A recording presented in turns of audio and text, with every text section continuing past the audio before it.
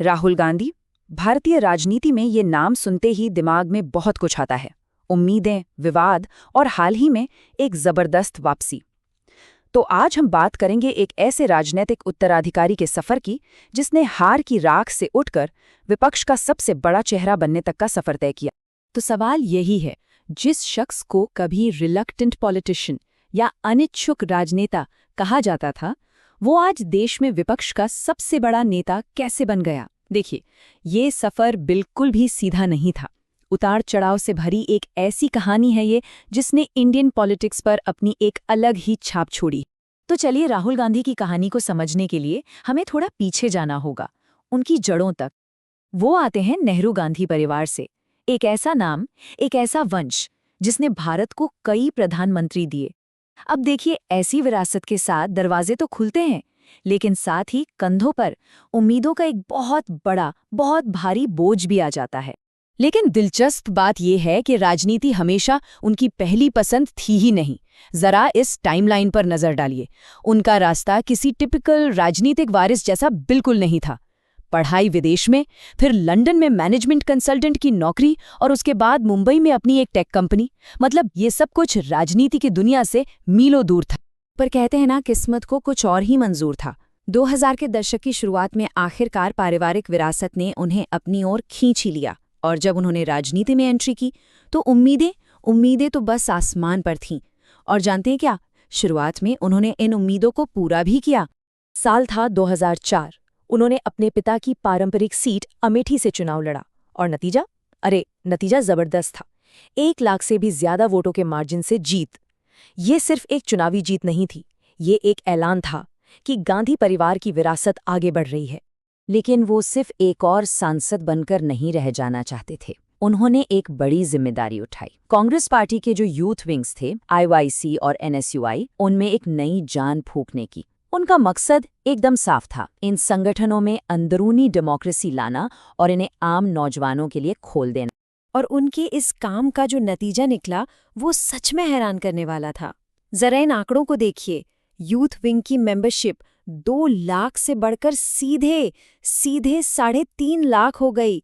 ये नंबर साफ साफ बताते हैं कि वो युवाओं को पार्टी के साथ जोड़ने में कितने कामयाब हो रहे थे।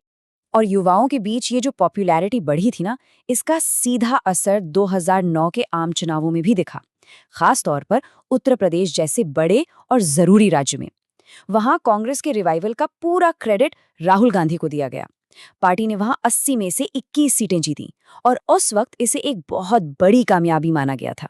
लेकिन कहते हैं ना, राजनीति में शिखर जितना ऊंचा होता है, ढलान उतनी ही तेज हो सकती है। और 2009 की उस बड़ी कामयाबी के बाद ही राहुल गांधी के करियर का सबसे मुश्किल, सबसे चुनौतीपूर्ण दौर शुरू हुआ। एक ऐसा दौर जो चुनावी हार और कानूनी लड़ाइयों से भरा हुआ था। ये जो नंबर आप देख रहे हैं, ये अपने आप में पूरी कहानी बयां करते हैं। 2009 में 206 सीटों का शिखर, और फिर 2014 में पार्टी सिर्फ 44 सीटों पर आ गई। 2019 में थोड़ा सुधार हुआ, लेकिन 52 सीटों पर ही सिमट गई। ये इंडियन पॉलिटिक्स के इतिहास की सबसे बड़ी गिरावटों में से एक थी। और शायद सबसे बड़ा झटका 2019 में लगा, जब वो अमेठी से चुनाव हार गए।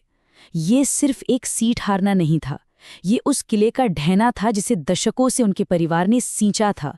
ये एक बहुत ही गहरी, व्यक्तिगत और सांकेतिक हार थी। अब चुनावी हार तो थी ही, इसके साथ साथ कानूनी मोर्चे पर भी मुश्किलें कम नहीं थी। नेशनल हेराल्ड केस, इसमें उन पर और कांग्रेस के दूसरे बड़े नेताओं पर वित्तीय गड़बड़ी के आरोप लगे।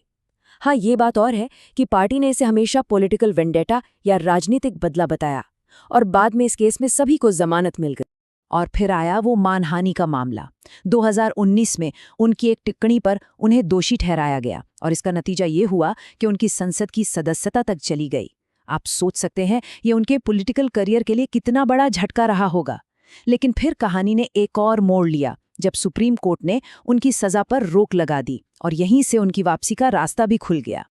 अब इन लगातार हार और कानूनी झंझटों के बीच राहुल गांधी ने एक ऐसा कदम उठाया जिसकी शायद किसी ने उम्मीद नहीं की थी। उन्होंने पारंपरिक राजनीति का रास्ता छोड़ा और एक बिल्कुल नई, बिल्कुल अलग रणनीति अपनाई, पूरे देश को पैदल नापने की। सबसे पहले आई भारत जोड़ो यात्रा। आप जरा फासला सोचिए, 4000 किलोमीटर से भी ज्यादा, और वो भी पैदल। ये सिर्फ एक वॉक नहीं थी, ये देश के कोने कोने में जाकर लोगों से सीधे जुड़ने की और भारत को जोड़ने का संदेश देने की एक बहुत बड़ी कोशिश थी। और वो यहीं नहीं रुके। इसके ठीक बाद हुई भारत जोड़ो न्याय यात्रा, जो पहले वाली से भी लंबी थी, लगभग 6700 किलोमीटर। इससे एक बात तो साफ हो गई थी कि वो अपनी इस नई जमीनी राजनीति को लेकर कितने ज्यादा सीरियस थे। तो सवाल उठता है कि इन यात्राओं का आखिर मकसद क्या था? देखिए, अगर सीधे सीधे कहें तो ये नफरत की राजनीति के खिलाफ एक तरह से मोहब्बत का पैगाम देने की कोशिश थी। एकता, न्याय, भाईचारे की बात करना, और सबसे जरूरी, सीधे जनता के बीच जाकर उनकी बात सुनना। यही इनका कोर आइडिया था। इन हजारों किलोमीटर की पदयात्राओं ने न सिर्फ उनकी छवि को पूरी तरह से बदल दिया, बल्कि 2024 के चुनावों के लिए एक नया स्टेज भी तैयार कर दिया। और यहीं से उनकी पॉलिटिकल कमबैक की कहानी अपने क्लाइमैक्स पर पहुंचती है। 2024 के चुनाव, कांग्रेस पार्टी ने 99 सीटें जीती। अब ये नंबर पिछले एक दशक में पार्टी का सबसे अच्छा परफॉर्मेंस था। और इसी के साथ 10 साल के लंबे इंतजार के बाद पार्टी ने आधिकारिक तौर पर विपक्ष का दर्जा भी वापस हासिल कर लिया, जो किसी भी डेमोक्रेसी के लिए एक बहुत जरूरी बात है। और ये सिर्फ पार्टी के लिए नहीं, बल्कि उनके लिए व्यक्तिगत तौर पर भी एक बहुत बड़ी वापसी थी। उन्होंने 2-2 सीटों से चुनाव लड़ा, उत्तर में रायबरेली और दक्षिण में वायनाड, और दोनों ही जगहों पर जबरदस्त बड़े मार्जिन से जीत हासिल की। ये उनकी नई चुनावी ताकत का एक सीधा सबूत था। और इस कमबैक पर जो आखिरी मुहर लगी, वो लगी जून 2024 में, जब उन्हें आधिकारिक तौर पर लोकसभा में नेता प्रतिपक्ष यानी लीडर ऑफ द ऑपोजिशन बनाया गया। ये एक बहुत ही अहम संवैधानिक पद है, और ये उनके राजनीतिक पुनरुत्थान को एक तरह से कन्फर्म करता है। और ये जो कोट आप देख रहे हैं, ये उनकी हाल की राजनीति के पूरे सार को बताता है कि भारत अपनी विविधता, अपनी विरासत का सम्मान करे और नफरत की जगह प्यार और एकता की भाषा को बढ़ावा दे। तो एक अनिच्छुक वारिस से लेकर लगातार हार का सामना करने वाले नेता और अब विपक्ष की सबसे मजबूत आवाज तक, राहुल गांधी का सफर वाकई में असाधारण रहा है। लेकिन अब सबसे बड़ा सवाल ये है कि उनकी कहानी का ये जो नया चैप्टर शुरू हुआ है, ये भारत के राजनीतिक भविष्य के लिए क्या मायने रखता है। खैर, इसका जवाब तो सिर्फ आने वाला वक्त ही देगा।